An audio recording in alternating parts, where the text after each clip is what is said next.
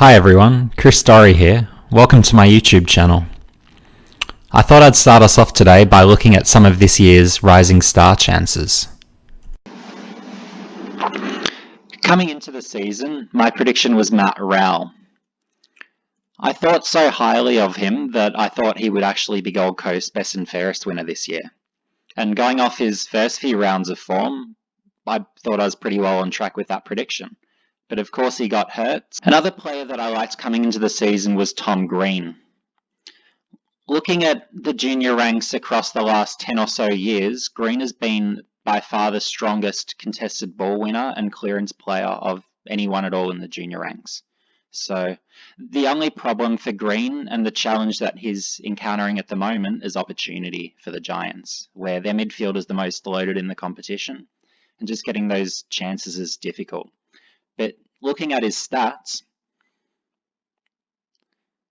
we can see that in the game against Collingwood, he was actually the Giants' top contested possession winner and top clearance winner. So he's already a legit midfielder.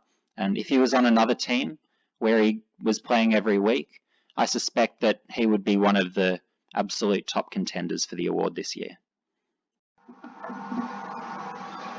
For me personally, with Green, it was pretty disrespectful seeing him drop so late. For me, he was a top 3 player, and it was really Rowell, Anderson and Green were all collectively together, in my opinion, a clear-cut top 3.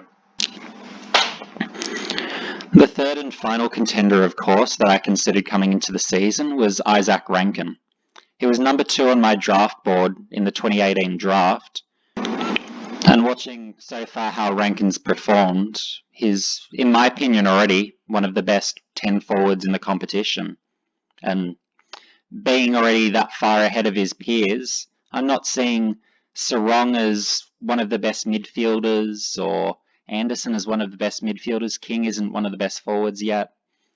So all the other players are still coming along, and some have established themselves as best 22 players. But with the way Rankin has started the season, being, again, this is my opinion, but I think he's already a top 10 forward. And looking at his game last night, I thought he could have kicked 4 goals, but he was probably a bit unselfish to a fault. The other factor I enjoy with Rankin is that he's already one of the top 1, 2, certainly top 3 most watchable players in the competition. He's someone where, you know, whenever the ball is either in his area or in his hands, he's going to make something happen. And that's what makes this man the 2020 Rising Star. Thanks everyone for tuning into my first video. Let me know in the comments section below what other content you would like me to produce over the coming weeks.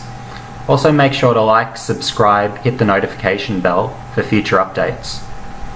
Also make sure you check out my Twitter and my Big Footy thread, which is in the links below. That will list all my articles that I've written for ESPN, among any other content and dialogue that's happened.